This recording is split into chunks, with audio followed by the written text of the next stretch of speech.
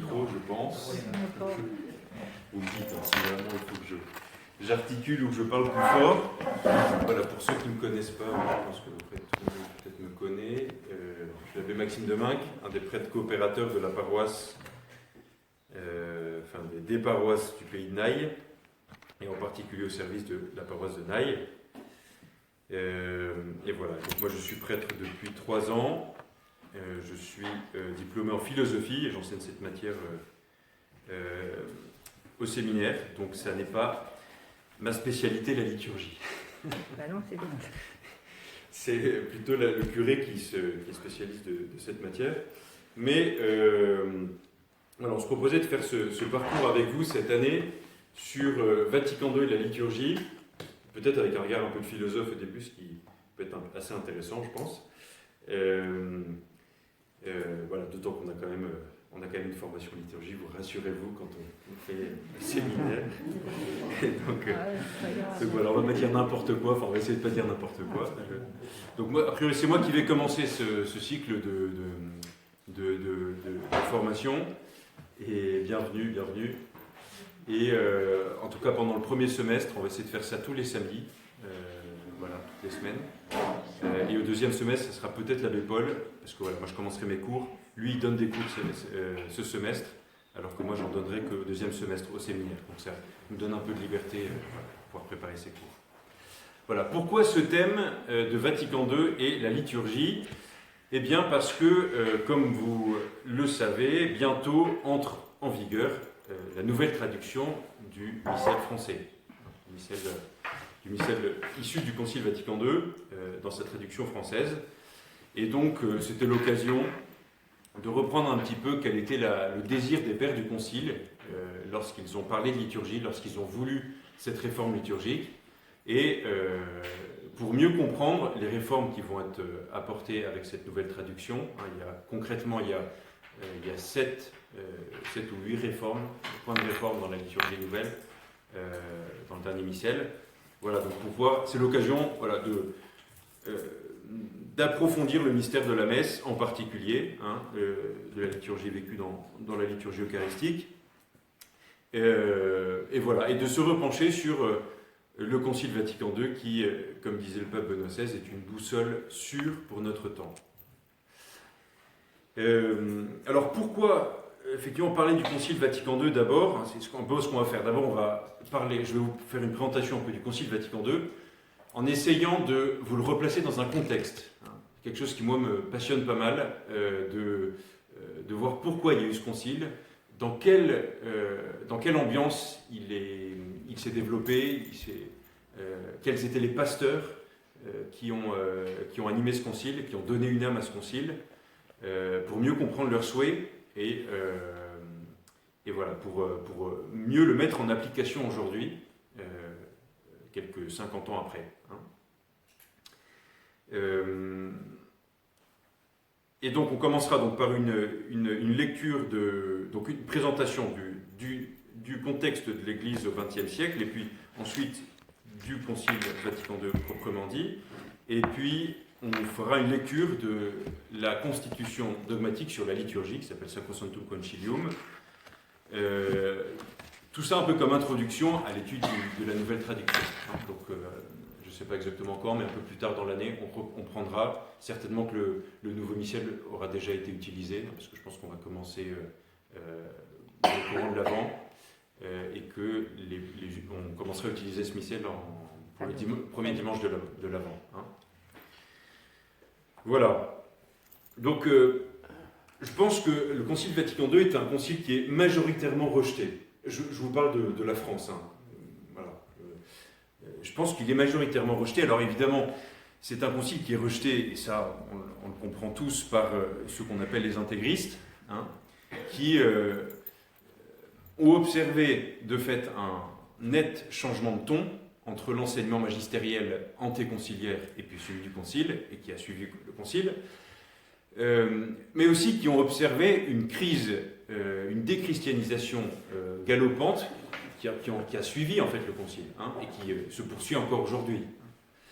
Et donc ils ont attribué à ce changement de ton et à ces enseignements un peu d'une certaine nouveauté ils ont attribué au Concile eh bien, la crise de l'Église, et donc c'est devenu un peu la bête noire, l'élément à supprimer de l'histoire de l'Église pour pouvoir retrouver une fidélité au message de l'Évangile. Voilà, c'est un peu la position des intégristes. Hein. Bon, après, je fais des généralités, bien sûr, il y a différentes lectures, mais enfin, en général, c'est ça.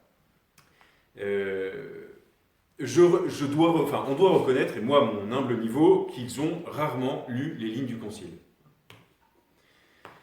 Mais ce Concile est largement rejeté aussi dans l'Église officielle, je veux dire, telle qu'on peut la connaître.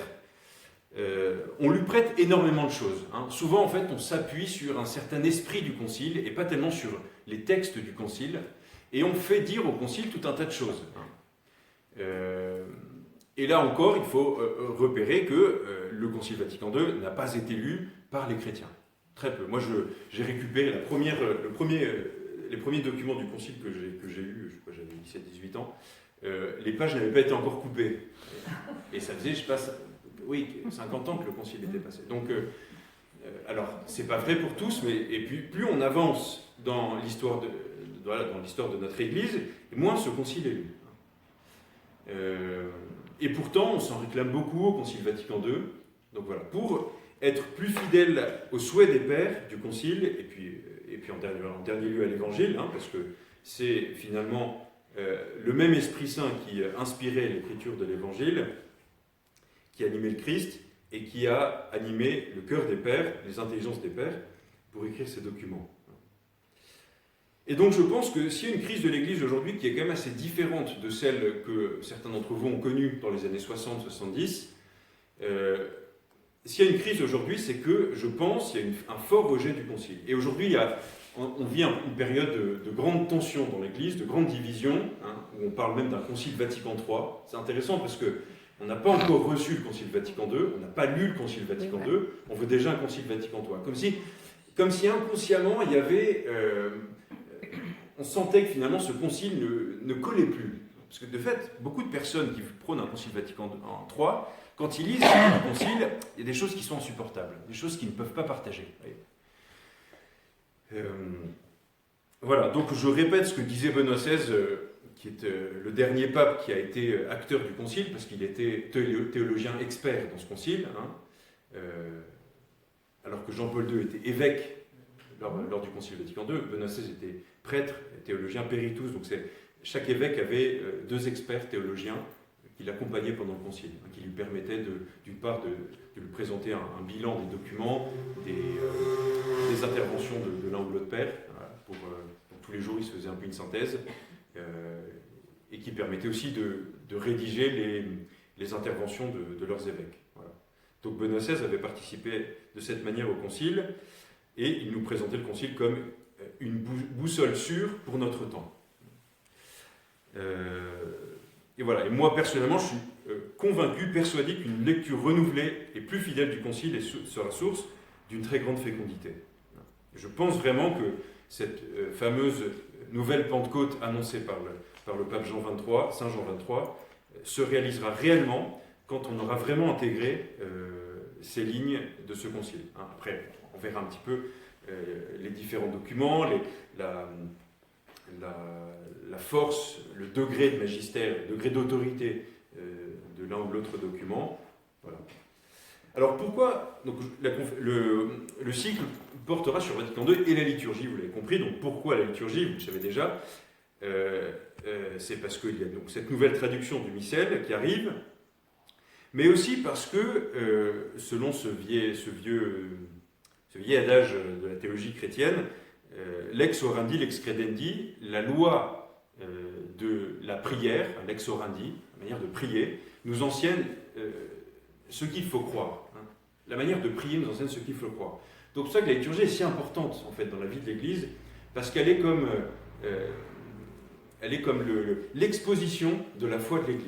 Elle est une profession de foi de l'Église. Et donc, et la foi, c'est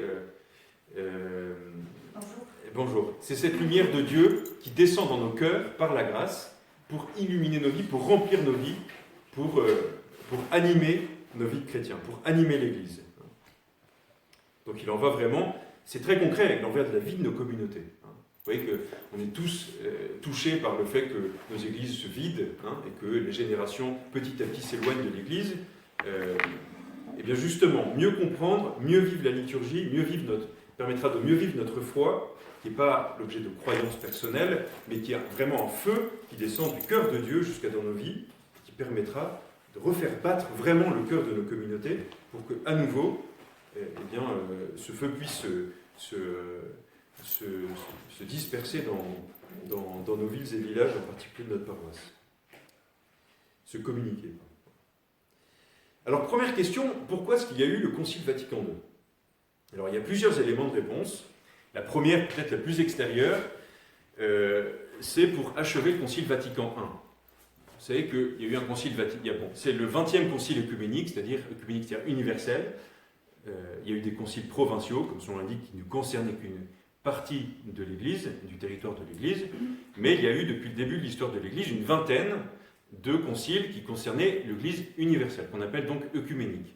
Donc c'est le 20e, et c'est le deuxième qui se passe au Vatican. Le premier avait eu lieu, c'était l'avant-dernier concile œcuménique, et il avait eu lieu en 1870, un moment un peu tendu pour l'histoire de l'Église, mais de l'Italie, parce que c'est au moment où l'Italie s'est unifiée, où les troupes du nord de l'Italie ont envahi l'ensemble de la péninsule italienne, et en particulier les États pontificaux. À l'époque, le pape avait régné sur un territoire très étendu. Aujourd'hui, il n'y a plus que 40 hectares au Vatican, mais à l'époque, c'était un royaume conséquent, qui se situait au-dessus du royaume des deux Siciles, avec la capitale Naples, et diverses entités politiques au-dessus, qui avaient fait partie de l'Empire romain germanique.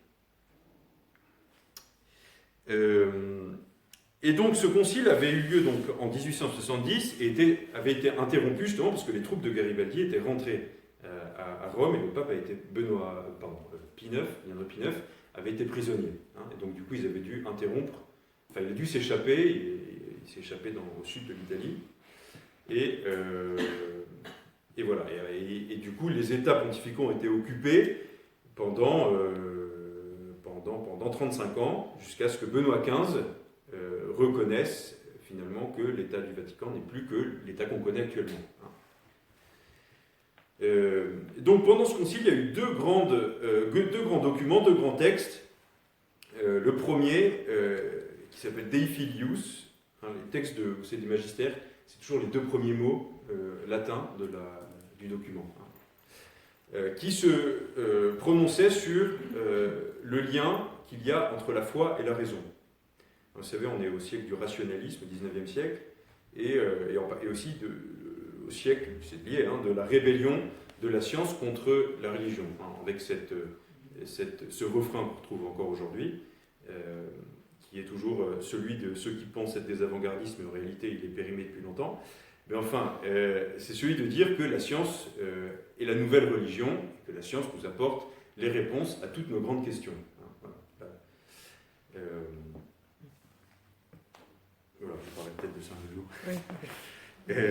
Voilà, donc le Dei Filius nous parle de rapport entre la foi et la raison avec un passage très important qui serait bon de se rappeler aujourd'hui. On peut connaître avec certitude la connaissance de l'existence de Dieu par la seule raison. Avec notre seule raison, on est capable de connaître avec certitude l'existence de Dieu. Souvent, on pense que c'est une donnée de foi. Mais non, dans le magistère, ça a été affirmé, et de fait, on sait qu'il faudrait faire de la philo, mais l'esprit humain a suffisamment de ressources pour trouver l'existence de Dieu juste à la lumière de sa propre raison. Une des affirmations importantes de ce concile. Et puis, la deuxième constitution dogmatique de ce concile, le deuxième document de ce concile, c'est Pastor Aeternus, qui se prononçait, alors qu'il voulait parler de l'ensemble de l'Église, mais qui n'a eu le temps de se prononcer que sur le pape et l'infaillibilité pontificale. Donc il manquait en fait toute la réflexion sur les évêques, sur les prêtres et sur les laïcs. Ce document avait été interrompu.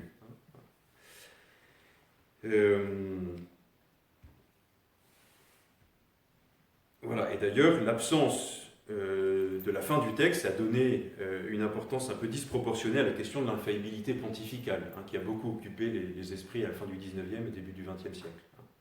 Et du coup, peut-être qu'il y a eu un certain déséquilibre dans la manière de vivre le mystère de l'Église suite à ce concile. Justement, ces constitutions n'avaient pas été finies. Donc ça, c'est la raison, je dirais, historique, peut-être plus extérieure, mais alors ça, c'est une analyse qui est personnelle, dans laquelle je vais rentrer. Voilà. Pour comprendre le concile, il faut se remettre, essayer de faire un saut dans l'histoire, se remettre un peu dans le contexte qui était celui de l'après-guerre, de la première moitié du XXe siècle et puis de l'après-guerre, qui ont été deux périodes de grande fécondité, de grand renouveau de l'Église. Alors le premier a été brisé par la guerre, mais après la Seconde Guerre, je veux dire, a été brisé par la Seconde Guerre, mais après la Seconde Guerre mondiale, il y a eu un vrai renouveau aussi. Avec, en particulier en France, tous les mouvements d'action catholique, qui ont énormément fait pour conquérir, c'était leur terme, pour conquérir les territoires perdus par l'Église et par la chrétienté.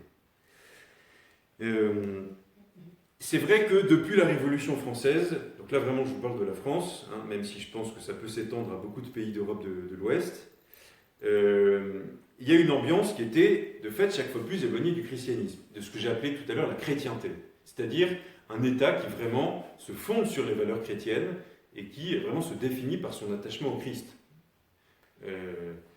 Mais qui a vraiment toute une structure sociale qui est comme immergée dans les valeurs de l'Évangile. Donc la Révolution française avait marqué un peu un coup d'arrêt à cette chrétienté, qui avait perduré encore au long du XIXe siècle et un peu au XXe siècle, mais de fait, quand même toute une partie de la population et de la société, il suffit de regarder juste l'évolution politique de la France, qui est chaque fois plus anticléricale, chaque fois plus athée, alors que les gens étaient quand même majoritairement chrétiens. Donc c'est une structure de masse, une structure sociale qui s'éloignait de la réalité chrétienne. Et il y avait une sorte d'incompréhension entre ces deux mondes. Et chaque fois plus, avec une séparation chaque fois plus hermétique.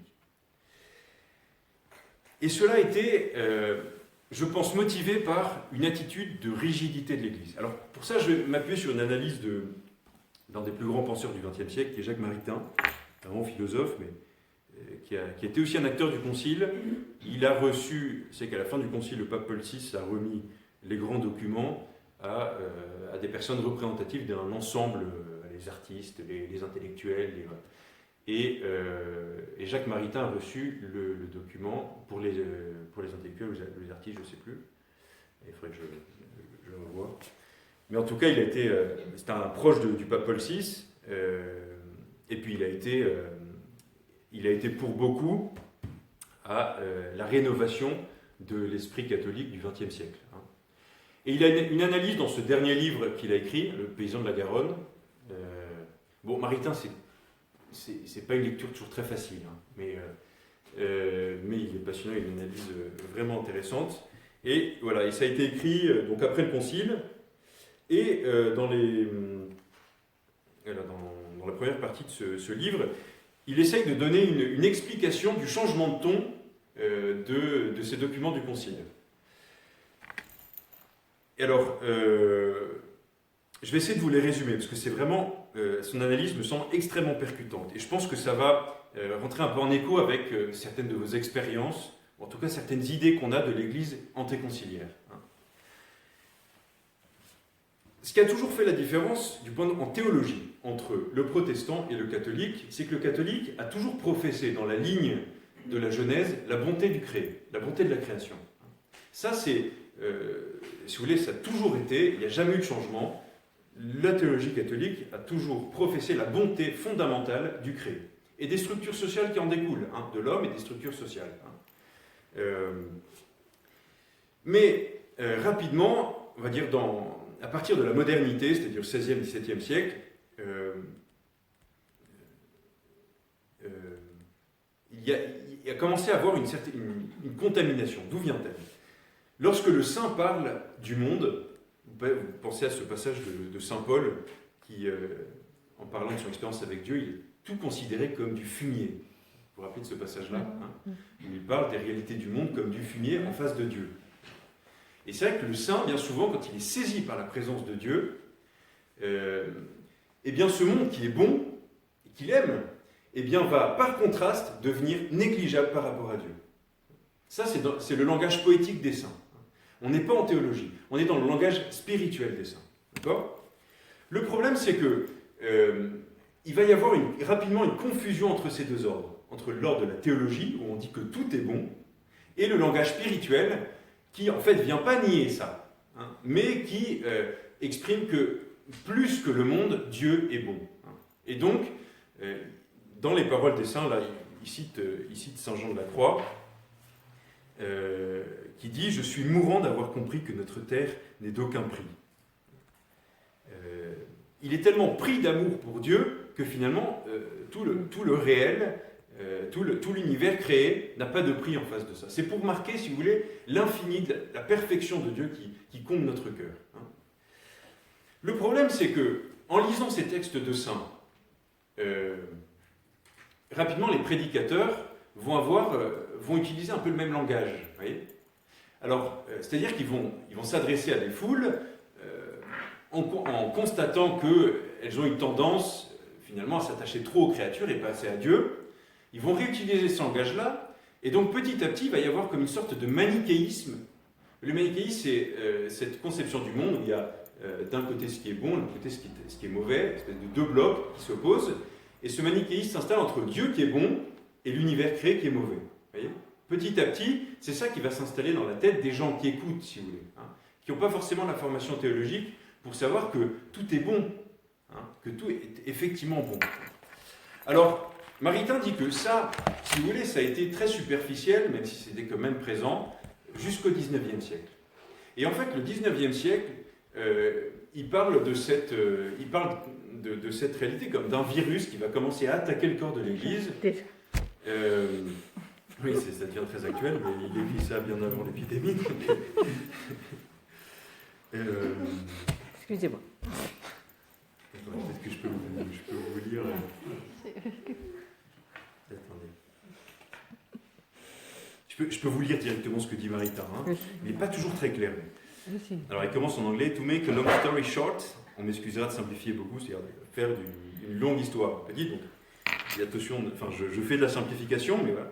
Je dirais que pendant des siècles, il y avait là, entre parenthèses, il n'y avait là que pédagogie un peu rude pour détourner le pupille, c'est-à-dire celui qui écoute, d'aller dans les mauvais endroits. On lui disait que toute la ville était un coupe-gorge. L'enseignement homilétique chrétien s'est employé à convaincre les gens, entre parenthèses, qui aiment naturellement la créature, mais pas à la manière des saints, fermez la parenthèse, donc convaincre les gens que la créature ne vaut rien.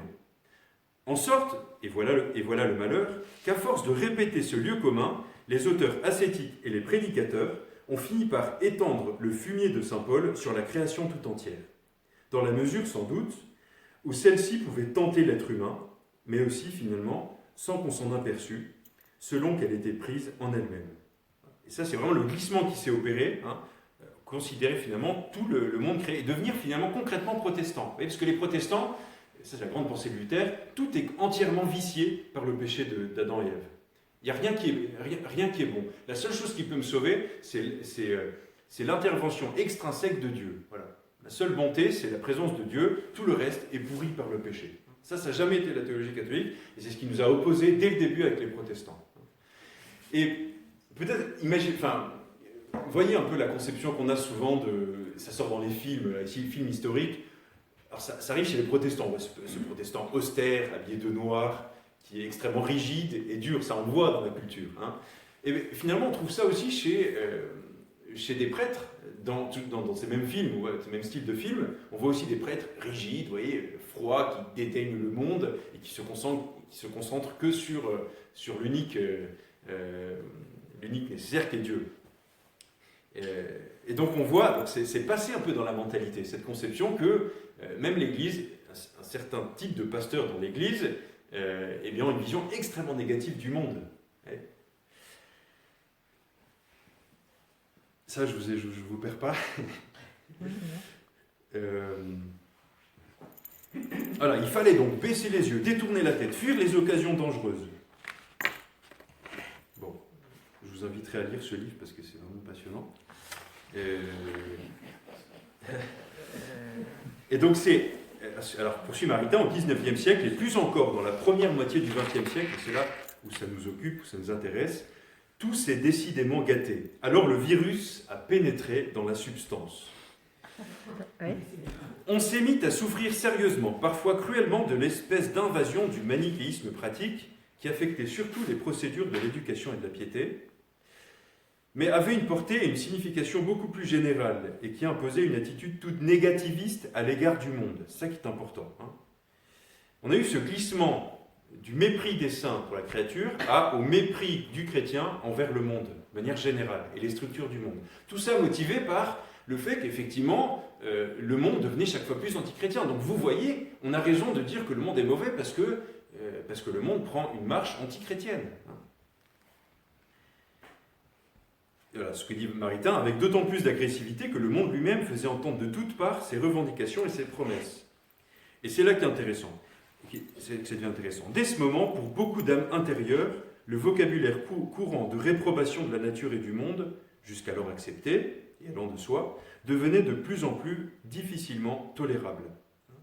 Et donc, il y a eu beaucoup d'âmes qui ont commencé à se rebeller contre cette manière de s'exprimer en face du monde. Parce qu'elles sentaient obscurément qu'il y avait une injustice grave. Ce mépris du monde, c'est une injustice. C'est pas catholique, c'est pas chrétien, c'est pas évangélique. Mais contre laquelle elles se trouvaient sans défense. Et elles se heurtaient souvent à une certaine rigidité dans la manière d'annoncer la foi, même dans les textes. Voilà. Et donc on était souvent baigné dans une ambiance où il y avait des prohibitions purement moralistes, d'exigences, de fuite, d'habitudes de crainte, de discipline, de refus, où l'amour, ça c'est important, l'amour n'avait aucune part, menant l'âme à l'inanition et à l'étiolement, et d'un torturant sentiment d'impuissance. Voilà. Peut-être que certains d'entre vous ont vécu ça. Moi, je peux le dire, j'ai vécu un peu ça, parce que moi je viens d'un milieu traditionnel, et donc où il y avait encore des reliquats de cette ambiance-là. Et donc je l'ai vécu. Et donc je me reconnais un peu dans cette description de Maritain, que je trouve extrêmement percutante. Voilà. Et donc, ça a motivé aussi, ça a motivé aussi si vous voulez, la réaction d'hostilité de certaines têtes qui réfléchissaient, qui n'étaient pas chrétiennes, mais qui réfléchissaient envers l'Église, en voyant un discours moralisateur. Alors, je fais de la généralité. Il y avait énormément de bons prêtres. Il y avait de très bonnes choses. Je suis obligé, si vous voulez, d'ailleurs, après, je vais essayer de parler d'autres choses, mais je suis obligé de généraliser un peu ce que dit Maritain. C'était pas vrai partout.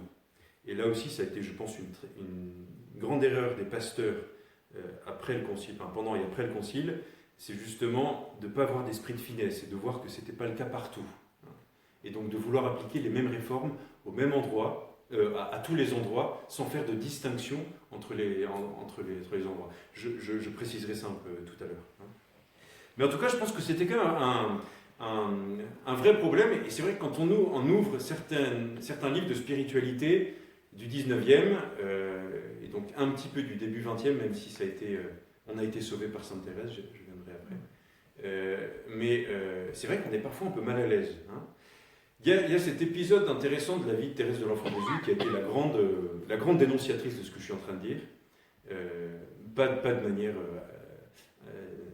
elle n'a pas voulu faire d'inquisition, elle l'a fait dans une grande innocence, dans un grand amour. Mais elle avait ces expériences de prêtres qui venaient prêcher. Ouais, je me rappelle quand on était rentré avec les séminaristes dans l'ancien Carmel de Bagnères de Bigorre, c'est marqué en gros sur les murs. Ici, il ne fait pas bon vivre, mais il fait bon mourir. Oui, c'est typique d'une certaine spiritualité 19e. Ça peut se retrouver déjà au 17-18e, mais enfin c'est typique du 19e. Et il y avait une sœur qui disait à Thérèse de l'Enfant Jésus, mais on parle toujours de la miséricorde, miséricorde. Mais enfin, qu'en est-il de la justice de Dieu? Et Thérèse lui avait répondu, ma sœur, vous voulez la justice? Vous aurez la justice. Moi, j'ai choisi la miséricorde. Bon, après, il faudrait compléter tout ça, parce que la miséricorde, la justice de Dieu, c'est la miséricorde. Enfin, c'est un peu plus... C'est-à-dire que Dieu est infiniment juste, c'est un de ses titres. Mais enfin, on comprend un petit peu. Hein, c'est ce côté un peu... parce que souvent, en plus, voilà, la justice de Dieu, pour beaucoup de chrétiens, c'est une justice humaine qu'on projette en Dieu. Hein, c'est pas la justice de Dieu, vraiment. Hein. Enfin, ça serait aussi un autre chapitre. Voilà. Alors une autre, donc je continue hein, dans cette essai de réponse à cette question, pourquoi y a-t-il eu le Concile Vatican II? Donc d'abord un petit peu cet état, hein, cette ambiance un peu générale, auquel il faut ajouter une grande préoccupation pastorale, c'est-à-dire des pasteurs. Et ça, j'ai ajouté ça un peu en mettant un peu en écho ma propre expérience. Quand on arrive prêtre dans une paroisse et qu'on voit peu de réponses à l'évangile, on est comme pris, si vous voulez, en fond de nous-mêmes par cette sollicitude pastorale, de dire comment arriver à faire rentrer dans le cœur des gens cette lumière de l'évangile. C'est une vraie préoccupation. C'est d'ailleurs ce qui caractérise un vrai pasteur. Au fond de lui-même, il a cette angoisse. C'est une angoisse qui est partagée par tous les baptisés, mais particulièrement, et en premier titre, par les pasteurs. Et je pense que ça a été une grande préoccupation du pape Jean XXIII, mais de beaucoup de pasteurs de l'époque. Pourquoi? Parce que donc il y avait un vrai mouvement de déchristianisation. Alors, le catholicisme est encore bien installé, hein, il y avait quand même beaucoup de monde, mais en 1940, on dit qu'il y avait plus de 40% des gens qui étaient pratiquants. Dans les années 30, le cardinal Suard, qui a été archevêque de Paris, mais avant il était archevêque de Reims, faisait ses visites pastorales et il disait déjà qu'il y avait une paroisse sur deux qui avait un curé. Dans les années 30, certains coins. Et il raconte une visite pastorale qu'il faisait où il rencontre le curé qui s'occupait à bêcher son jardin toute la semaine, et le dimanche, il avait la sacristine à la messe. Dans les années 30. Hein. C'est vrai que c'est intéressant. Souvent, certains peuvent avoir une image du christianisme antéconciliaire un peu idyllique, quoi, une sorte de monde parfait avant où tout le monde allait à l'église et tout allait bien, etc. Alors, c'est pas vrai partout, quoi. Hein. Et de toute façon, ça a vrai nulle part, mais enfin, c'est pas vrai. Enfin, dans certaines régions, c'était encore moins vrai, quoi. Hein. Alors, il faut dire que il y a eu quelque chose d'exceptionnel dans ces années 40-50. Il y a eu un grand mouvement d'enquêtes sociologiques qui ont été menées par les prêtres. C'est unique hein, dans le monde. Hein. Il n'y a que la France qui a fait ça.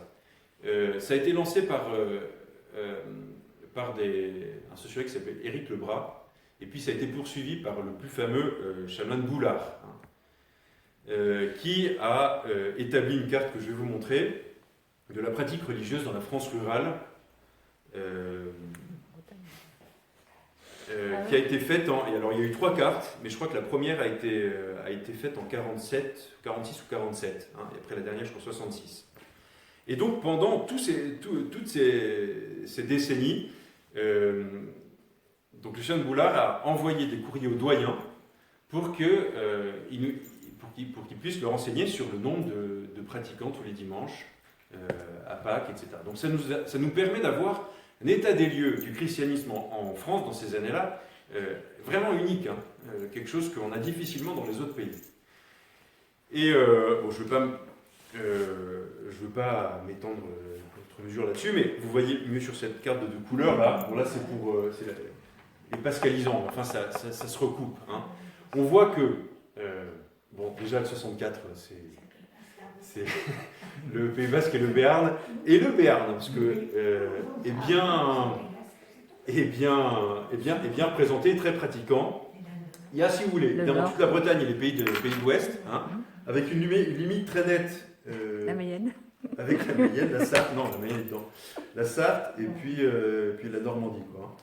Le Nord. Et le Nord qui est quand même très catho, et puis une sorte de banane là, vous voyez, qui était très catho, hein, très croyant. Et une sorte de diagonale au milieu, diagonale du vide. Alors c'est intéressant. Alors pour modérer un petit peu ça, c'est que ça se superpose avec une. Enfin, on a la même carte quand on regarde les populations, hein, parce que ces coins-là étaient quand même très très peuplés. Hein, tous les coins très catho étaient très peuplés. Hein, alors que c'est ce qu'on voit aujourd'hui en géographie. Enfin, il y a une diagonale du vide qui part. Alors, effectivement, il y a Paris. Alors, je crois que Paris n'est pas représenté là-dedans. Il avait superposé, il avait fait un transparent. Il avait fait il avait posé la même question, mais pour les paroisses parisiennes. Oui. Et donc, on voit que ça représente un peu l'ensemble de la population française. C'est-à-dire qu'il y a des coins qui sont très, très cathos et d'autres un peu moins. En général, les coins ouvriers qui étaient beaucoup moins. Hein. Si vous voulez, je peux vous les faire passer. En tout cas, moi je suis fier parce que quand même le Béarn et le Pays Basque. Oui. Mais alors, moi je vous dis ça parce que c'est vraiment important. Et là, je pense qu'il y a une erreur vraiment dans l'application générale de beaucoup de réformes qui ont été faites, de ne pas prendre en compte les réalités de chaque endroit. Alors je dis ça parce que il y a un livre qui a été vraiment une pavée dans la mare. Dans les années 40, qui a été fait par deux anciens aumôniers d'Action catholique, qui s'appellent l'abbé Gaudin et l'abbé Daniel, qui ont écrit La France, pays de mission. C'est vraiment un livre qui a un peu secoué les mentalités à l'époque, parce qu'il disait, attention, on n'est pas en terrain conquis, il y a une large partie de la France qui ne connaît plus le Seigneur, qui ne connaît plus le Christ, et il faut qu'on se remette en question pour pouvoir réannoncer de manière plus percutante l'Évangile. Oui, il y a il n'y a pas de... Pardon? Non. Oui, alors vous comprenez, les plus foncés sont... Non, c'est pas ça. Je veux dire, Marseille. non, mais je veux dire, il y a des endroits où c'est riche et ils ne croient pas. Oui, non, effectivement, on ne peut pas superposer complètement. Non, mais regardez, à grosso modo, il y a quand même... Rien. Déjà. Et donc l'abbé Gaudin fait à un moment un constat. D'ailleurs, je peux vous lire ce que disait l'abbé Gaudin pour commenter un petit peu la réalité qu'on observe sur la carte, c'est-à-dire des coins très cathos et d'autres beaucoup moins. Lui, il était curé en périphérie parisienne, dans des coins très ouvriers. Oui, mais vous voyez comme... Alors, voilà. Il commence son étude comme ça. Si je vais à Villedieu-la-Blouère, Maine-et-Loire, je trouve un bourg de 1500 habitants, un tiers de paysans, 2 tiers d'ouvriers qui travaillent dans une usine de chaussures. Toutes les filles sont pratiquantes. Un tout petit nombre de jeunes gens ne l'est pas. La prière du soir en commun est une habitude courante, et les belles familles nombreuses ne sont pas rares. Qui oserait dire que Villedieu-la-Blouère est un pays de mission? Dans le quartier du Bac-d'Anières, à Clichy, qui groupe 2500 à 3000 âmes, donc on est un petit peu plus dans des réalités un peu plus grandes que la première réalité, peu d'enfants font leur première communion. La persévérance est absolument nulle, pas un homme ne pratique, et c'est sans aucun succès que depuis des années, les jossistes essayent d'y faire un secteur de conquête. Là, nous sommes en plein pays païen. Donc, c'est important pour lire le Concile Vatican II, de savoir que dans des pays de vieille chrétienté comme la France, il y avait des coins qui étaient complètement déchristianisés. Quelle année? Déjà, 43. C'est écrit en 43. Et je vous conseille de lire, c'est absolument passionnant, le journal d'une mission ouvrière du père Jacques Leuve. Moi, je suis un fan inconditionnel du père Leuve, qui est un des premiers prêtres ouvriers. Ah oui, c'est ce que vous lisez en ce moment. Il n'est pas assez grand. Ah, c'est ça. Oui, mais c'est ce que... Oui, je l'ai... Le journal d'une mission ouvrière, où il raconte, voilà, comme son nom l'indique, c'est un journal de cette mission qu'il a menée dans une paroisse du faubourg de Marseille, alors que lui était docker et en même temps curé de paroisse. Imaginez la ville de passe. Docker et curé de paroisse. Oui, enfin, docker à Naï. Enfin, mieux vous, hein. Je pense. Il serait plus tranquille. Une autre page peut-être du père Gaudin, là, dans ce livre-là, pour nous permettre de foncer un peu le clou. Hein. À Clichy, toujours, Il y a des campeurs, ils occupent leur loisir sous la tente et ils ont leur club sur le boulevard Jean Jaurès. Il y a les fervents de la natation, ils ont leur piscine à la Seine. Il y a les swings, ils s'assemblent place de la mairie et réunissent les petits tout fous. Il y a aussi les catholiques, entre parenthèses ceux qui vont chez les curés. Leur nom est nettement supérieur à celui des précédents, mais inférieur à celui des campeurs. Ce sont des gens calmes, rassis, crédules et un peu mous, ordinairement vieux, avec un pourcentage de 80% de femmes. Ils aiment passer... Attendez, c'est en 43. Oui, oui. Ils aiment passer leur loisir à l'église qui se trouve, elle aussi, boulevard Jean Jaurès. Elle contient presque autant de monde que le Select Cinéma, mais elle ne fonctionne jamais en permanent comme lui. Ils se font exploiter par les curés qui vivent sur les enterrements et sur le produit des quêtes aussi nombreuses que variées.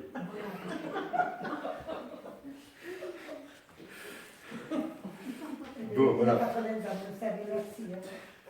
Non, mais c'est intéressant parce qu'en fait, Non, mais c'est quand même parfois à peu près la même chose encore aujourd'hui. On déplace un peu le constat dans des questions, dans des régions qui à l'époque étaient beaucoup plus chrétiennes. Je pense qu'on pourrait dire ça encore aujourd'hui en changeant un peu certaines choses pour ici. C'est plus du tout le cas effectivement au Clichy où là il y a. Heureusement qu'il y a les populations africaines et voilà qui sont venues les églises. Voilà. Toute la couronne. Je vais vous citer le Père Leuve. Il y a déjà à cette époque, donc on est 20 ans avant le Concile, alors non, là on est dans les années 60, 61. Là. Le Père Leuve écrit ça pour souligner l'inculture religieuse qui s'est installée. Aujourd'hui, quand le missionnaire se mêle aux masses, il est terriblement seul, sans prestige ni puissance. Vous voyez, il y avait des réalités à l'époque où le prêtre était un individu parmi d'autres. Ce n'était pas du tout la réalité. Moi, j'ai vu des photos de l'arrivée du curé de Lux au Pays Basque dans les années 50-60, où il y avait tous les gars à cheval, en grande tenue, qui l'accueillaient.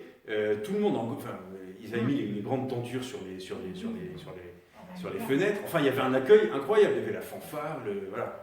Donc, quand il arrivait, ce n'était pas une personne parmi d'autres. Mais à la même époque, eh bien, au milieu des masses, et en particulier dans les périphéries des villes, mais c'était vrai aussi dans certaines zones rurales, il se sent classé comme un vestige du passé, et au mieux complètement étranger dans notre monde.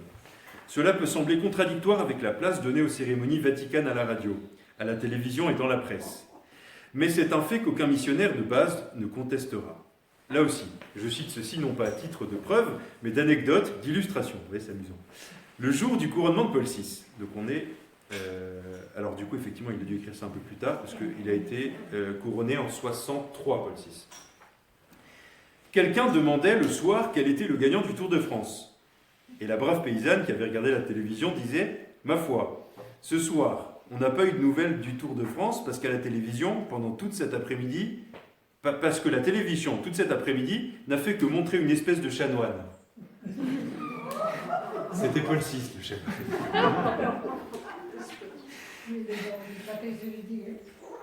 Oui, mais quand même, parce que ça montre quand même une certaine... Un chrétien aurait su tout de suite que c'était le pape. Donc on voit qu'il y avait une déchristianisation. C'est même inculture. Même inculture. Oui, inculture, mais enfin, là, c'est pas ça que je veux souligner. C'est vraiment le fait qu'on perd... Parce que même une personne qui n'avait pas de culture, mais qui était chrétienne et qui était pratiquante, elle savait que c'était le pape. Oui. L'œuvre reprend. Isolé, homme de peu de poids, je parle humainement et sociologiquement. Tel est aujourd'hui le missionnaire au milieu des hommes. On est en 60, dans les années 60. Et l'effet de masse proportionnel à la grandeur respective des agglomérats humains joue désormais contre lui. Je pense à l'une des cités les plus neuves d'Allemagne, au pays des usines Opel. C'est sans doute une des usines les plus américanisées d'Europe. Je pense que ça a dû changer. Beaucoup de belles choses, des machines admirables, une infirmerie modèle, un fichier sanitaire impressionnant, des douches, des laveries à savon désinfectant incorporées à l'eau, et jusqu'à une ravissante morgue couleur lilas foncé, en cas d'accident.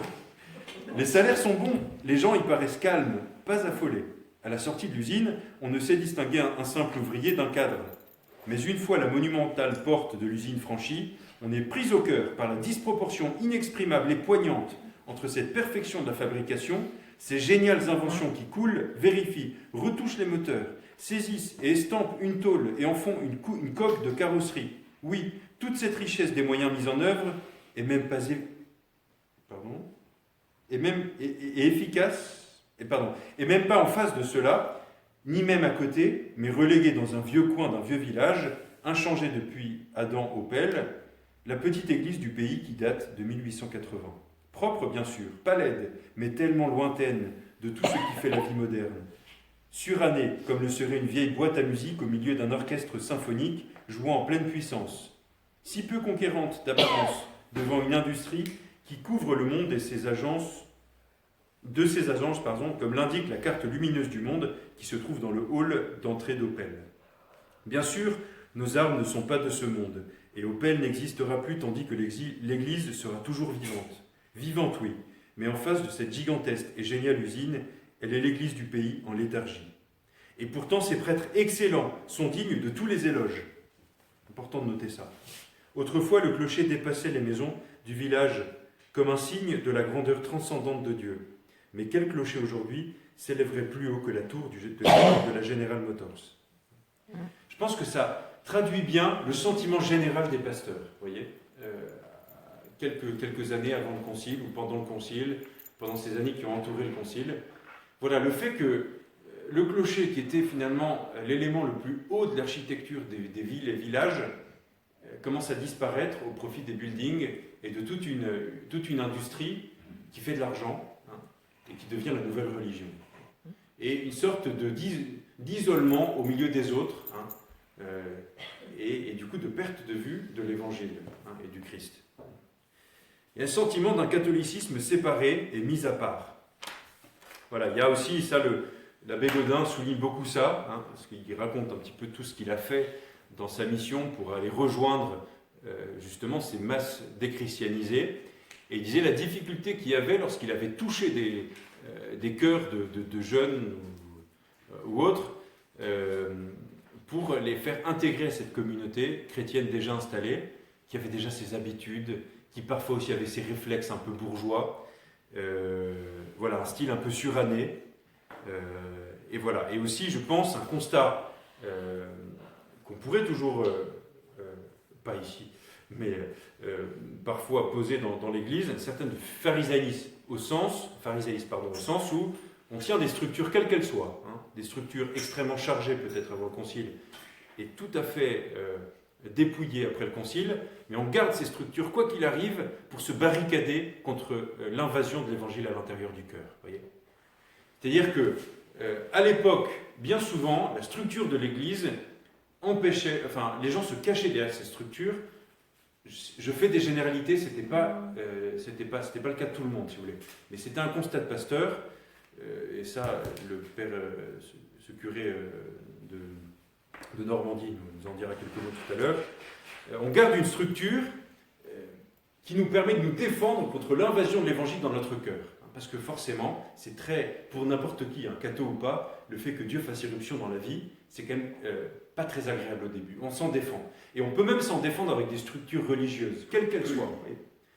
Que ce soit des structures extrêmement rigides, et on peut encore retrouver ça, je vous dis, dans un milieu que je connais, dans un milieu traditionnaliste, hein, où en fait on se barricade derrière des structures, mais pour empêcher que le Seigneur fasse vraiment son œuvre au fond des cœurs. Hein.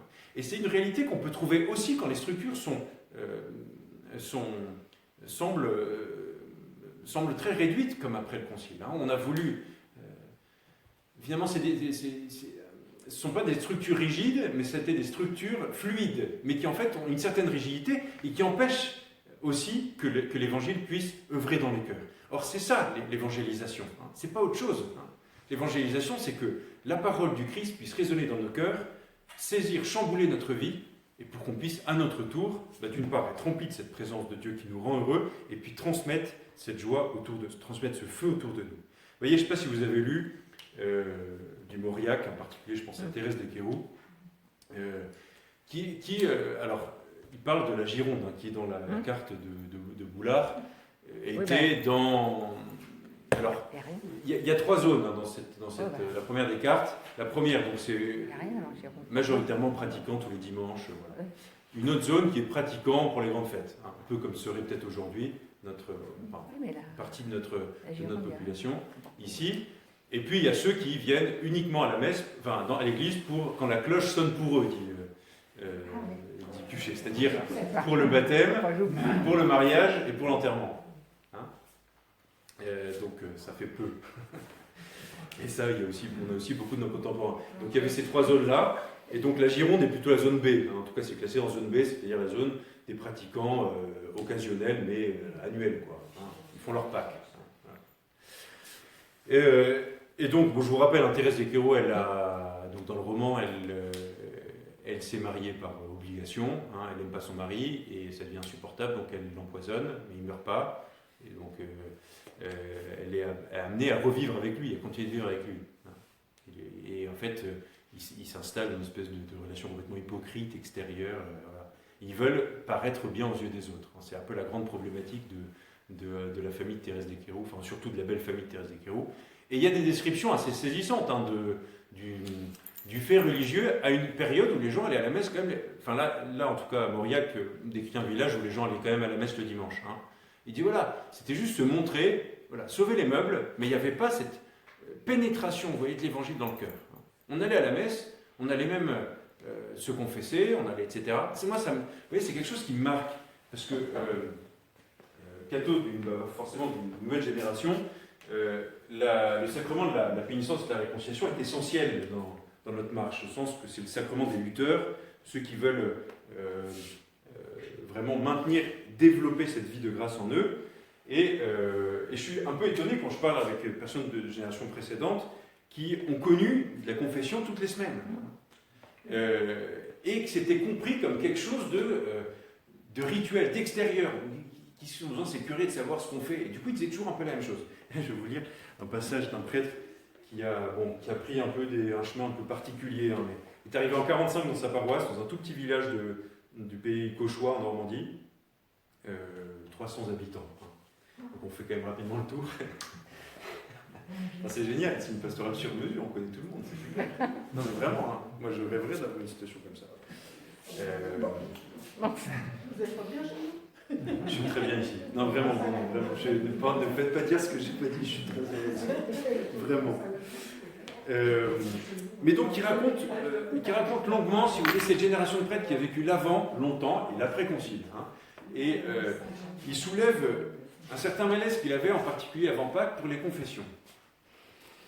Alors, parfois il y a des termes de cauchois, donc je ne serai pas trop là. Voilà. Si en effet la majorité de mes paroissiens ont repris aujourd'hui, lundi de Pâques, hein, leurs occupations, 6 ou 7 d'entre eux attendent là ce matin dans les derniers bancs de l'église. Jamais de femmes, elles ont horreur de la marginalité. Des hommes seulement, et toujours les mêmes.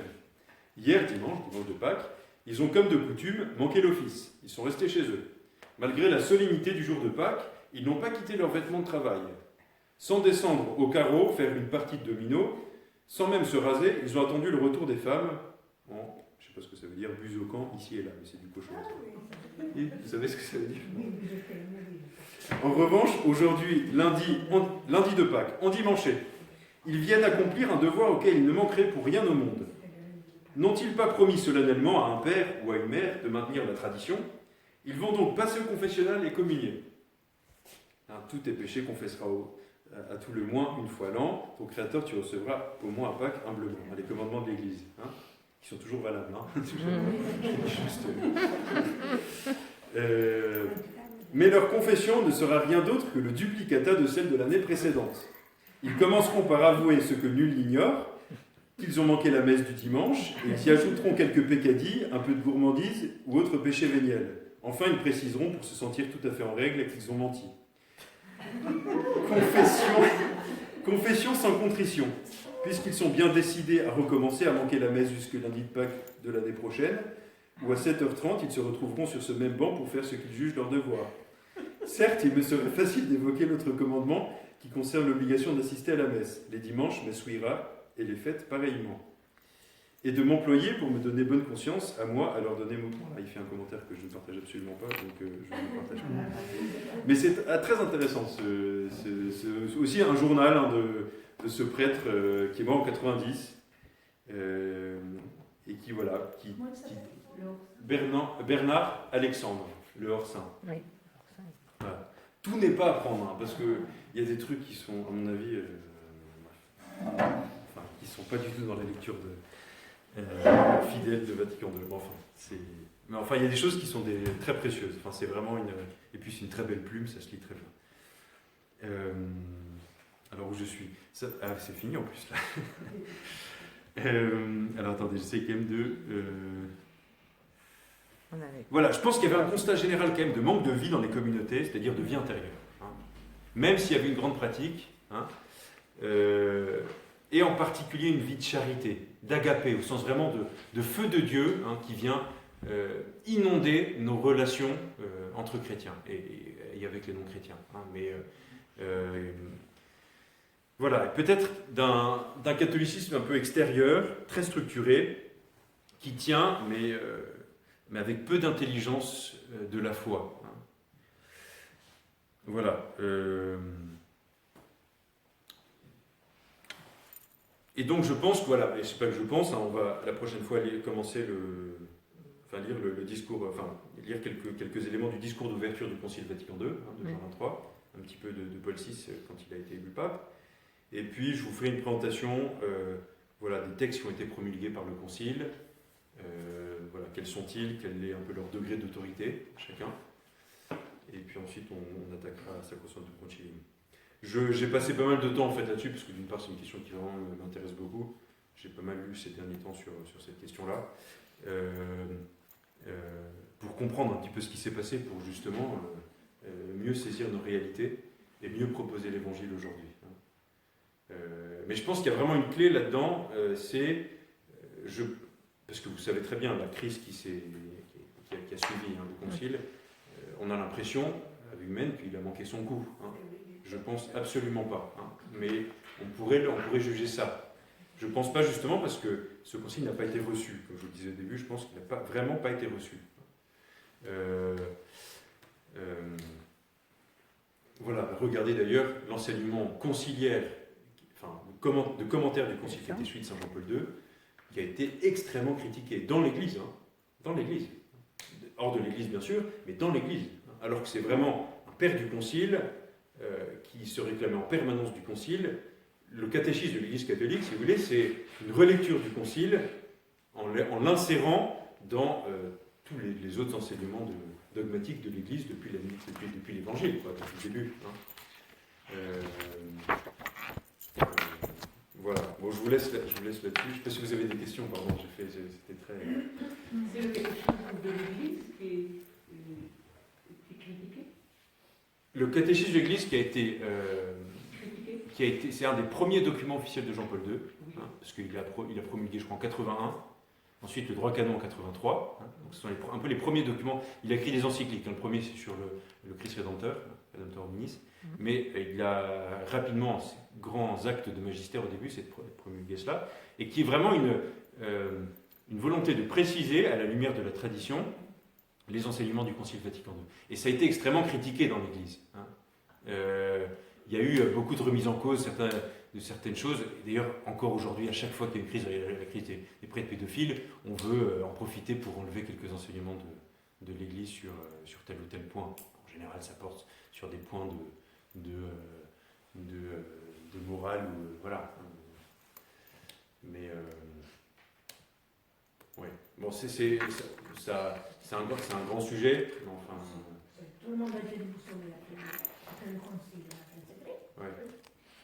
Oui, peut-être, je vous laisse la parole, mais juste une chose que je voulais vous dire tout à l'heure, effectivement, c'est que je pense qu'il y a eu un manque de prudence de certains pasteurs après ce concile, parce que, comme je vous disais, l'état de l'Église n'était pas le même partout.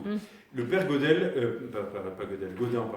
là-dedans, qui vraiment, ça je vous invite à le lire, c'est vraiment... Alors il y a des parties qui sont un petit peu, peut-être, des chiffres, etc., mais c'est vraiment intéressant, et il y a plein d'histoires, de pastorales qui se passaient à l'époque, je pense que c'est très, très intéressant. Mais il dit à un moment, donc il est allé évangéliser un groupe d'une vingtaine de jeunes qui n'étaient pas du tout cathos, qui étaient ouvriers, voilà, qui étaient un peu des gros molosses, mais il a réussi à leur parler du Christ et ils ont été vraiment saisis par ça. Et il les a fait se rapprocher. Alors je ne sais pas si c'est lui ou un autre prêtre, je pense que c'est peut-être plutôt un autre prêtre qui raconte ça d'une autre paroisse. Et ce groupe-là s'est rapproché d'un autre groupe catho, de jeunes, de familles catho, baignés dans une ambiance catho, qui avait une structure de vie catholique. Hein. Et lui déplorait le fait que pour uniformiser un peu tout ça, le prêtre avait supprimé toutes les processions, tout ce qui faisait un peu la piété populaire et qui tenait le groupe des cathos. Vous voyez ? Et il a dit c'est grave, parce que pour les cathos c'était important. Et vous avez appliqué une pastorale de non-cathos d'origine à des cathos. Et du coup, ça... C'est là où un pasteur a toujours besoin... vous voyez, c'est la vertu de prudence. Hein. La vertu de prudence, elle permet d'appliquer des enseignements généraux à des cas concrets, précis. Hein. C'est-à-dire, voilà, quelle est ma réalité et comment ce qui est enseigné pour tous peut s'incarner, se réaliser particulièrement à cet endroit-là. Et je pense que, vous voyez, on a fait exactement pareil dans la campagne rémoise, qui était très déchristianisée, et je pense dans le Béarn et dans le Pays Basque. Je pense que ça a été un peu une erreur. Ça, c'est personnel, hein. Peut-être que je me trompe. C'est-à-dire que tout le monde a lu un peu les mêmes choses, et s'est dit finalement, Clichy, Asnières, tout ça, c'est ma paroisse. Mais en fait, non, c'était pas ma paroisse. C'est-à-dire que on avait quand même majoritairement, dans ces régions foncées, hein, 95% de cathos tous les dimanches à la messe. Hein. C'était quand même pas la même chose. Hein. Voilà, ça c'est ma vision personnelle. Vous pouvez ne pas partager ça, mais voilà, c'est un peu ce que je pense pour expliquer un peu voilà, certaines crises. Je pense qu'on n'a pas su utiliser cette force vive de ces régions chrétiennes pour aller dans... On peut les utiliser pas comme des bases arrières, mais si vous voulez, comme les mettre vraiment dans une dynamique de mission de cette France qu'on perdait. Hein. Voilà, pardon, il y avait deux questions. Françoise, vous vouliez poser une question Non, est-ce que vous envisagez de consacrer une séance justement aux critiques qui ont été formulées à l'encontre de ce concile, pour être un peu plus précis? Oui, peut-être. Parce qu'on comprendra peut-être mieux à partir de là ce qu'on peut attendre désormais.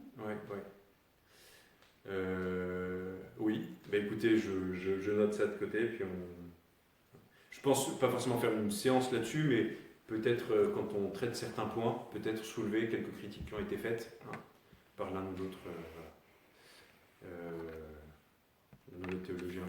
Bon, on a tous en tête Monsieur Gaillot, hein, qui a un peu défrayé la chronique, qui a encore il n'y a pas longtemps défrayé la chronique sur le secret de la confession. Monsieur Lefebvre, c'est plus simple, c'est juste dire que il rejette d'un bloc, si vous voulez, l'enseignement du concile et donc du catéchisme. Donc bon, on le sait. Je ne vais pas rentrer dans le détail. Alors ça, effectivement, peut-être qu'on va le voir. Il y a peut-être qu'on le verra un peu dans la suite, mais le changement de ton, clairement, qui est lié au fait que la préoccupation essentielle, et on verra la prochaine fois, du concile et des papes qui ont lancé le concile, c'était de mieux annoncer des réalités de foi éternelle à la situation présente. Donc forcément changer un peu de ton par rapport à tous ces conciles qui ont précédé, qui étaient des conciles beaucoup plus dogmatiques, avec des énoncés précis, si vous voulez. On se prononçait. Le Concile Vatican II a cela différent avec les autres conciles, qu'il n'a pas apporté une définition dogmatique. Hein. Il ne s'est pas prononcé sur un dogme en particulier. Alors que tous les autres conciles, vous voyez, le Concile Vatican I, c'était le dogme de l'infaillibilité pontificale, hein, qui a été énoncé. Voilà, tous les grands conciles christologiques du début de la chrétienté, Nicée, Constantinople, qu'on exprime dans le credo hein, le dimanche, qui se sont prononcés sur le dogme des dogmes christologiques ou sur la mère de Dieu. Hein. Éphèse 457, je crois. Je vais essayer pour les dates. Mais voilà. Et pourquoi beaucoup de prêtres se sont laissés avoir par le changement? Il y a eu un chamboulement terrible. Il y a beaucoup de prêtres qui sont partis. Beaucoup de prêtres sont partis, les religieuses aussi. Comment voulez-vous que les chrétiens... Parce que là, peut-être qu'on a eu l'impression, quand j'ai fait l'exposé, que c'était une vision partagée par les prêtres. Moi, je pense que, c'est-à-dire qu'une vision faite par les prêtres sur les non-prêtres, sur les laïcs. Mais je pense qu'il faut se mettre au-dessus. cette critique un peu que j'ai faite de certes pharisaïsme qui pouvait être un peu diffus, était aussi présent chez les prêtres. C'est-à-dire que c'était beaucoup d'extérieur. Je fais vraiment de la généralité, c'est-à-dire qu'il y avait plein de bons prêtres. Hein. Sinon, il n'y aurait pas eu l'Église. Hein. L'Église, il y a eu, et peut-être beaucoup plus que maintenant en proportion, il y avait beaucoup de bons prêtres. Hein. Mais il y a pu avoir une certaine extériorité aussi chez un certain clergé. C'est souvent, on nous dit voilà, que beaucoup de prêtres sont devenus prêtres parce qu'il fallait un curé dans la famille ou choses comme ça. Alors, c'est toujours à prendre avec des pincettes, hein, parce que c'est pas toujours vrai, et puis aussi le Seigneur peut appeler à travers ça. Hein. Mais il y en a. Il y en a. Et de la même manière que Thérèse d'Équerou, elle était, bon, c'est un roman, mais enfin ça, elle était forcée d'épouser, voilà, donc il y avait quelque chose, et il fallait tenir les meubles, quoi. Hein. Donc, voilà, et je pense que la manière de changer radicale, qui d'ailleurs n'était pas la volonté du Concile Vatican II, de toutes les structures, hein, ça c'était très clair dans la liturgie, mais c'était vrai dans beaucoup de choses, hein, dans la manière d'être pasteur, manière peu prudente, et puis à ça s'est ajouté le chamboulement sociétal qui a été les années 60, hein, que certains d'entre vous ont connu, ça n'a pas aidé. Mais pour le manque de lucidité de constat par rapport à ça, je pense que déjà je pense qu'il y avait un peu un manque de formation. C'est-à-dire qu'on a tellement été fascinés par l'analyse sociale, hein, c'était tout à fait les années 40-50, que les formations au séminaire, elles ont été vraiment axées là-dessus. Je suis tombé sur un document qui a été fait par un évêque à la demande. Avant, il n'y avait pas de conférence des évêques, avant, mais il y avait une assemblée d'archevêques et de cardinaux qui avait fait cette commande à un évêque de faire une étude sur la formation dans certains séminaires. Hein. Et donc, il y a un bilan un peu donc dans les années 40-50 par là. Et c'est extrêmement sociologique. Il faisait beaucoup de sociologie, de psychologie, vous voyez. Donc c'est des choses qui sont intéressantes, ce sont pas des choses vraiment exactes, c'est très peu de philosophie. Moi je pense, je presse peu pour un paroisse, mais je pense vraiment qu'il n'y a pas eu de philosophie. Et la philosophie, c'est ce qui enseigne la sagesse, c'est l'amour de la sagesse. Quand on n'a pas cette sagesse, on a du mal à avoir du discernement, un discernement juste sur ce qui est en train de se passer. Aussi parce que ils ne sont pas tout à fait responsables, hein, aussi parce qu'il y a eu un enseignement d'une certaine philosophie extrêmement rigide, qui avait les formes de la philosophie, mais qui n'était pas de la philosophie. Enfin, c'est vraiment notre débat, il faudrait vraiment que je rentre dans les détails. Et ce qu'on a appelé l'enseignement scolastique, hein, en reprenant l'enseignement traditionnel de saint Thomas, qui a eu un grand renouveau. Il y a eu un grand renouveau de la philosophie, de la théologie scolastique à la fin du 19e, au début 20e, qui était extrêmement fécond. Mais rapidement, il y a des petites intelligences qui se sont mis à enseigner tout ça, à rigidifier tout ça. Et en fait, je pense qu'ils n'ont pas enseigné une saine philosophie à tout cela. Et du coup, quand il n'y a plus de saine philosophie, rapidement la théologie se dégrade. Mais ça, on pourra peut-être en parler un petit peu effectivement au cours des sessions. En fait, il y a tellement, vous voyez, il y a tellement de points dans cette crise, c'est difficile de tout traiter et puis de saisir aussi quelles sont les vraies causes de cette crise. Il y a aussi des choses qui nous échappent. En arrière-fond, bien sûr, il y a l'action du malin. N'oubliez pas ce que dit saint Paul, hein, on ne lutte pas contre des puissances humaines, on lutte contre les puissances des ténèbres qui veulent nous perdre. Pourquoi ? Parce que justement, on représente ce qu'ils ont perdu, hein, c'est-à-dire la communion avec Dieu. On est dans ce climat-là. Tout à l'heure, je célébrais un baptême, c'est tout le rituel du baptême. Hein. Avant le baptême, il y a un exorcisme, il y a l'onction avec l'huile des catéchumènes, l'huile qui signifie la lutte, hein, qui signifie la guérison, on guérissait avant avec l'huile, pour guérir les blessures, mais signifie aussi l'huile qu'on mettait sur le corps des lutteurs. Hein. Pour pouvoir lutter contre les puissances des ténèbres, on a besoin de se revêtir de la lumière du Christ. C'est une lutte spirituelle qui se passe, pas contre des hommes.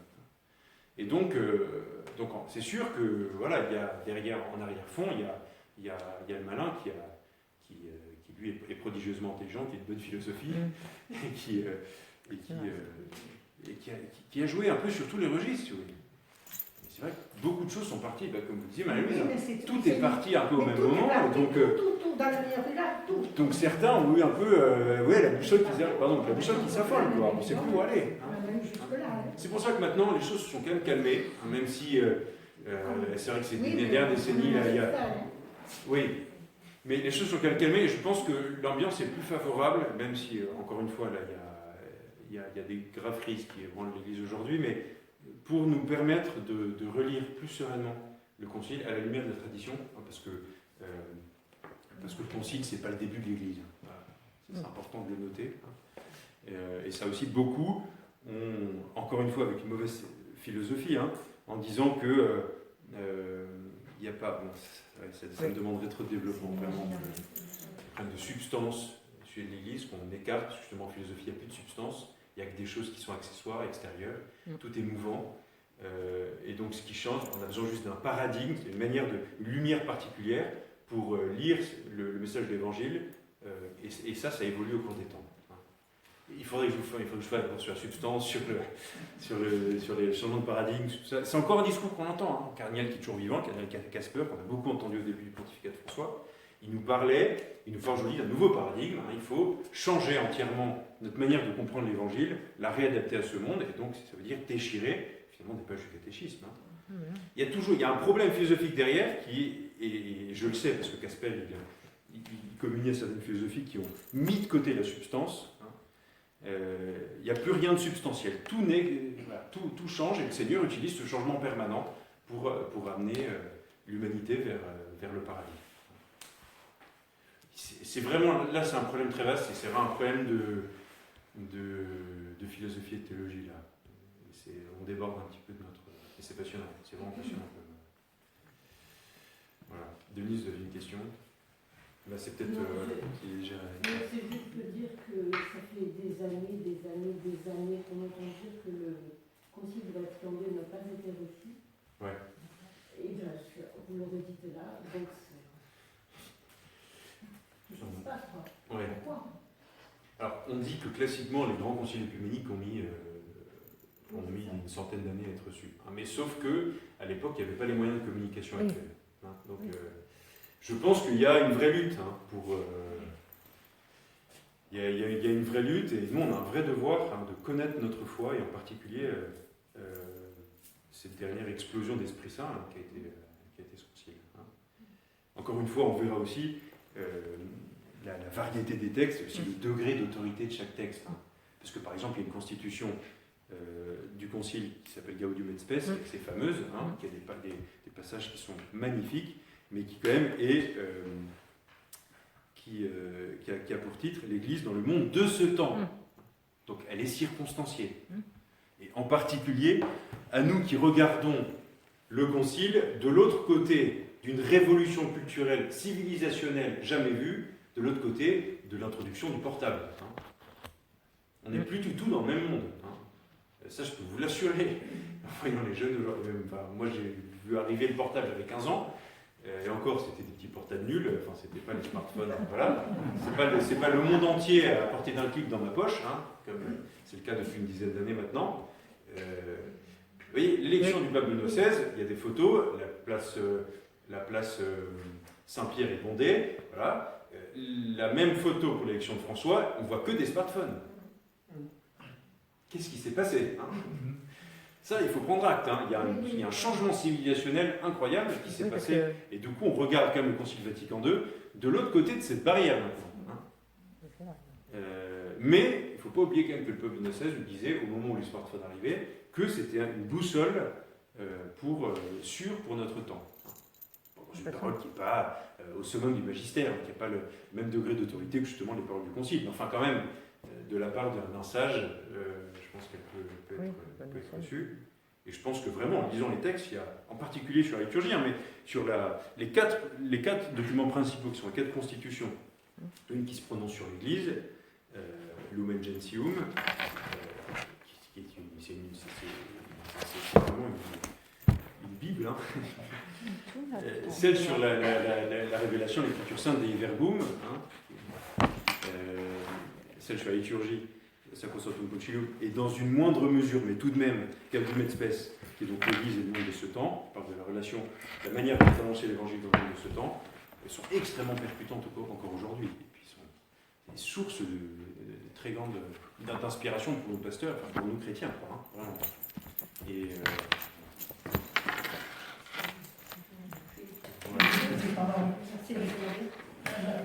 première phrase, vous compariez la foi, je ne me souviens pas, il y a la foi et notre Oui, alors intervention. je vous ai écrit cet adage Voilà. lex orandi, lex credendi. C'est-à-dire la loi, en gros, de la prière, de notre manière de croire. Hein. Donc la manière de prier exprime notre manière, enfin ce qu'il faut croire. Hein. La manière de prier exprime la loi de la foi. Non, mais il y avait un effort personnel aussi qui était. J'ai mal compris peut-être ce qui a été dit. Mais quand j'ai parlé de ça, Non, c'était enfin tout à fait au début. Tout à fait au début. Quand vous disiez que la. Je ne sais plus le terme, alors cette idée, je ne peux plus le redire exactement. Mais, alors au début je disais que c'était un. C'était un effort personnel, il y avait quelque chose comme ça. Non, la foi c'est la lumière du brasier de Dieu qui descend dans nos vies. C'est-à-dire que C'est pas nous qui l'a dit, sinon. C'est pas ça que j'ai dit. Non, qui m'a reçu. Que la Non, raison, je sais plus la Ben, mais on va essayer. pourquoi on dit ça? l'existence de Dieu. Alors ça c'est dans Dei Filius, le Vatican I, Concile Vatican I, qu'on peut connaître avec certitude l'existence de Dieu à la lumière de la seule raison humaine. Oui, voilà, c'est ça. Ah c'est ça. Ça, vous l'avez dit quand moi je suis arrivée. Donc ça, oui, donc Ça, oui. Vatican Je crois qu'il faudrait, à mon sens, pour moi, l'expliquer, parce que, je dis pour moi, parce que je ne vois pas. I. D'accord. Il faut que je vous fasse un cours de philo alors. Ah, Ah mais ça avec grande joie. Hein. Les fameuses preuves de l'existence de Dieu. Mais enfin, ça c'est une réalité maintenant de foi, parce que ça c'était défini de foi, mais ça pose aucun problème en philosophie, hein. En tout cas dans une saine philosophie, hein, parce que à partir de Kant en fait, la philosophie qui est issue du siècle des Lumières, hein, et qui après s'est propagée dans l'Occident, il y a une impossibilité de connaître Dieu à la lumière de la raison. Hein. Dieu s'impose par un autre chemin qui est de la raison, mais qui est le chemin de la foi, hein, de manière dogmatique. Hein. C'est un autre chemin que celui de la raison. Or, l'Église ne dit pas ça. Hein. Ça, du coup, ça pousse à ce qu'on appelle une hérésie, un peu le fidéisme, où en fait, on croit les choses parce que ça m'a été révélé par la foi, mais c'est pas en cohérence avec la raison. D'accord ? Or, non, l'existence de Dieu est une vérité de raison. Mais vraiment, aujourd'hui, c'est important que si dans vos conversations, hein, le problème de l'existence de Dieu n'est pas un problème. Le problème, c'est de la non-existence de Dieu. Les athées n'ont jamais réussi à justifier que Dieu n'existait pas. Camus, Camus ou Sartre, hein, c'est les grands existentialistes athées, quoi, qui sont responsables vraiment de notre culture aujourd'hui. C'est impressionnant quand on les lit à voir quel point c'est actuel. Ils sont encore très enseignés. Hein. Ils défendent l'absurdité de la vie. Et pourquoi ? Parce que leur hypothèse de base, c'est que Dieu n'existe pas. Or, c'est intéressant, parce qu'en mathématiques, quand vous faites une démonstration par l'absurde, c'est que les hypothèses sont fausses. Hein. La démonstration par l'absurde, c'est je pose une hypothèse, je ne sais pas si elle est vraie, je développe, et à la fin, je tombe sur un résultat absurde. Du coup, je me dis, le raisonnement est bon, mais l'hypothèse, elle est fausse. D'accord ? Donc, démontre par l'absurde. Tous ceux qui essayent de prouver que Dieu n'existe pas, ils se réfugient dans un monde absurde. Or, le monde n'est pas absurde. Mais pour Camus, par exemple, l'absurdité, c'est vraiment c'est la musique de sa vie. Hein. Ça naît du fait que l'homme, il cherche absolument un sens à sa vie, mais la vie n'en a pas. Il n'y a pas de sens. Tout est absurde. Voilà. Ça, c'est le postulat de base de Camus. Alors après, il écrit plein de romans avec tout ça, c'est magnifique. Mais voilà, mais c'est ce que vous disent les gens. Non, il y a pas on cherche un sens à la vie, mais il n'y a pas de sens à notre vie. Voilà, on est en train d'entrer sur des questions. Alpha, oui. Bon, Alpha va apporter des... Oui. Voilà, donc sur ce sujet, pour ceux qui ne l'ont pas vu, vous pouvez regarder le film Dieu n'est pas mort. Oui. C'est un peu quand c'est pas mal. C'est pas mal. C'est un peu quand même un acharnement qu'il peut y avoir. Oui, mais c'est jamais. Ouais. Non, exactement, effectivement. Ça, c'est le prof d'université qui commence son cours en disant vous allez prendre tous un papier et vous allez m'écrire. Il y a le 1 et le 2 à voir. Et vous écrivez sur le papier Dieu n'existe pas. Comme ça, on règle une bonne fois pour toutes les questions. Après, on passe à autre chose. Voilà. Bon, écoutez, on va clore par une prière.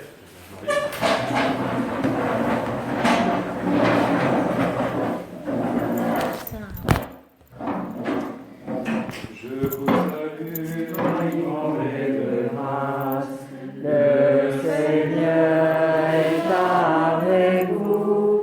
Vous êtes bénie entre toutes les femmes, et Jésus, votre enfant, est béni.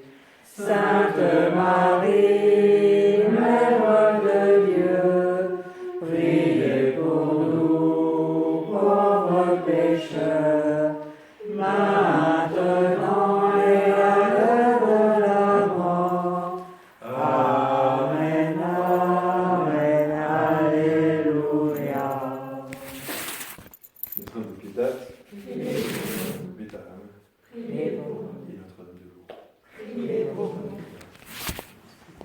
On est ouvert.